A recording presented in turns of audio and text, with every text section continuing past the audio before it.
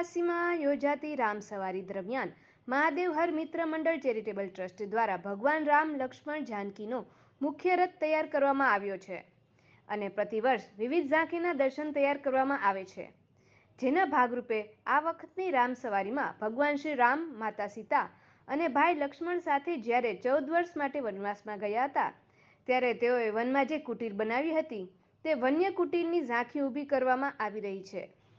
ભગવાન રામ, લક્ષ્મણ, જાનકીની પ્રતિમા સાથેના મુખ્ય રથમાં વનસ્પતિ અને ફૂલ ઝાડની વનરાઈની વચ્ચે ભગવાનની કુટીર ઊભી કરાશે, જેમાં ઓરિજિનલ ફૂલ ઝાડના રોપા સાથેના કુંડા મૂકવામાં આવશે અને તેની ઝાંખી તૈયાર કરાશે।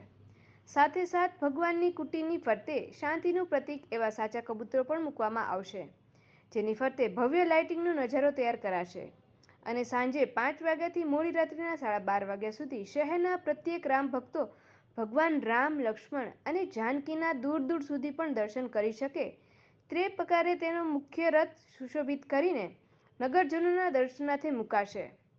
મહાદેવ હર મિત્ર મંડળ ચેરિટેબલ ટ્રસ્ટના પ્રમુખ રાજુભાઈ વ્યાસ અને તેમની ટીમ દ્વારા સમગ્ર વ્યવસ્થા ગોઠવવામાં આવી રહી છે। મહાદેવ હર જય શ્રી રામ મહાદેવ મિત્ર મંડળ ચેરિટેબલ ટ્રસ્ટ તેમજ હિન્દુ સમિતિ દ્વારા જે 17 તારીખે રામ જન્મોત્સવ ઉજવવાનો છે એ નિમિત્તે આગલે દિવસે એટલે કે 16 તારીખે અમારે ત્યાં અહીંયા ભગવાન રામચંદ્રનો શણગાર તેમજ જે મુખ્ય રથ બનાવવાનો છે એની અમે અમારા ગ્રુપ દ્વારા જોરશોરથી તૈયારી ચાલી રહી છે। તેમજ જામનગરમાં 17 તારીખે રામ જન્મોત્સવ જે ઉજવવાનો છે એ દિવસે સવારે આંકડે પૂજન અર્ચન રાખ્યું છે રામદૂત હનુમાન મંદિરના પટનગરમાં।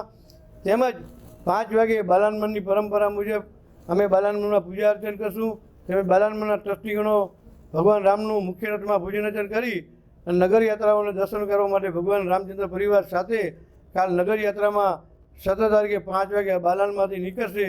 તેથી હવાઈ ચોક, સેન્ટ્રલ બેંક, બર્તન ચોક, દરબારગઢ, ચાંદી બજાર, દીપક ટોકીઝ, બેડીગેટ અને પંચસન ટાવરે શ્રી રામચંદ્ર ભગવાનનું મંદિર લુહાણા મહાજન જ્ઞાતિની વાડીમાં છે, ત્યાં વિરામ આપવામાં આવશે। તો જામનગરની જનતાને, તમામ ધર્મપ્રેમી જનતાઓને, સંગઠન મંડળોને, યુવક મંડળોને આ શોભાયાત્રામાં સામેલ થાવ અને ઉત્સવ ઉજવો। જય રામ। અને જે અયોધ્યામાં રામ મંદિર બન્યું છે એ રીતના આ વખતે આપણે જામનગરમાં ભવ્યથી ભવ્ય શોભાયાત્રા કાઢીએ। પરંપરા મુજબ તો નીકળે છે, તો આ વખતે જે 43મી શોભાયાત્રા છે આપણે ભવ્યથી ભવ્ય ઉજવીએ અને આ શોભાયાત્રામાં જામનગરની અંદર તમામ સંગઠનના મંડળો, યુવક મંડળો, જ્ઞાતિના આગેવાનો, સેનાના આગેવાનો શોભાયાત્રા પોતપોતાના પ્લોટો લઈ અને ઝાંખીઓ લઈને જોડાય છે।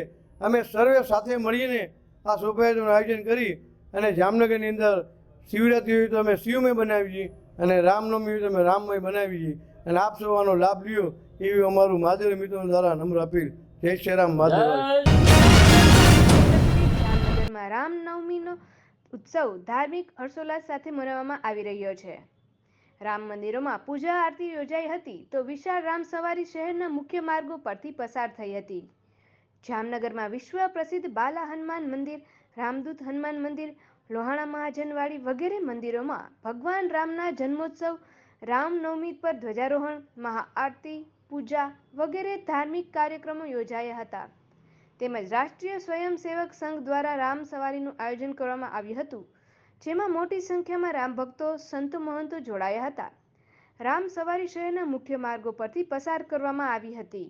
રઘુવંશી પરિવારના આદ્યદેવ પ્રભુ શ્રી રામચંદ્રજીનો આજે જન્મદિવસ હોય।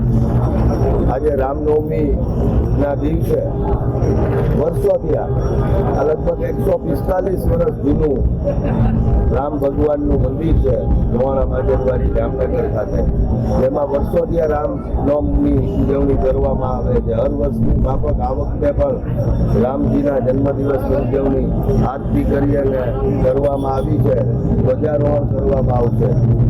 જેના અનુસંધાને રઘુવંશી પરિવારની નાથ પણ પ્રભુ શ્રી રામચંદ્રજી પ્રાગટ્ય મહોત્સવ સમિતિ દ્વારા છેલ્લા વર્ષો થયા આ રામનવમ છે એ રઘુવંશી ગૌરવ દિન તરીકે અમે ઉજવીએ છીએ। છોટી કાશીથી પ્રચલિત જામનગરમાં રામનવમીના તહેવારને લઈ પરંપરાગત રીતે રામ સવારી યોજવામાં આવી હતી। શહેરના મુખ્ય માર્ગો ઉપરથી પસાર થયેલી રામ સવારીમાં વિવિધ જ્ઞાતિ મંડળ, મિત્ર મંડળ, અને ધાર્મિક સંસ્થાઓના ફ્લોટ્સ જોડાયા હતા. હિન્દુ ઉત્સવ સમિતિ અને મહાદેવ હર મિત્ર મંડળના સંયુક્ત ઉપક્રમે જામનગરમાં પ્રતિવર્ષ યોજાતી રામનવમીની રામ સવારી આ વર્ષે પણ ધાર્મિક હર્ષોલ્લાસ સાથે યોજવામાં આવી હતી. રામ સવારીના પ્રસ્થાન સમયે ધારાસભ્ય દિવેશભાઈ અકબરી, સ્ટેન્ડિંગ કમિટીના ચેરમેન નિલેશભાઈ કગથરા, વિરોધ પક્ષના નેતા ધવલભાઈ નંદા સહિતના અનેક અગ્રણીઓ આગેવાનો ઉપસ્થિત રહ્યા હતા.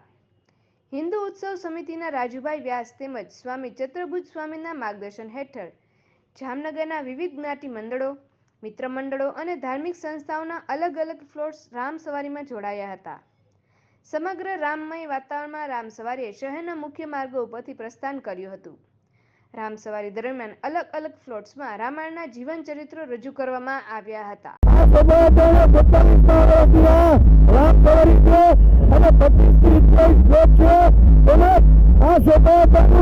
જામનગરની અંદર અને દેશ વિદેશમાં આવું અમારું આ સભાનું આયોજન બધા કરાવીએમાં પત્રકારો ઓલરેડી મીડિયાનો એમને સાથ સરકાર છે.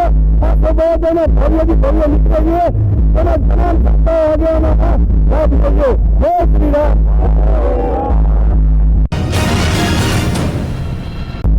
જય શ્રી રામ. આ દિવસ બાળાન નામથી જામનગરની શોભાયાત્રા પ્રસ્થાન થયું છે. આ શોભાયાત્રાનો અમને પણ ભગવાન શ્રી રામના દર્શનનો મોકો મળ્યો.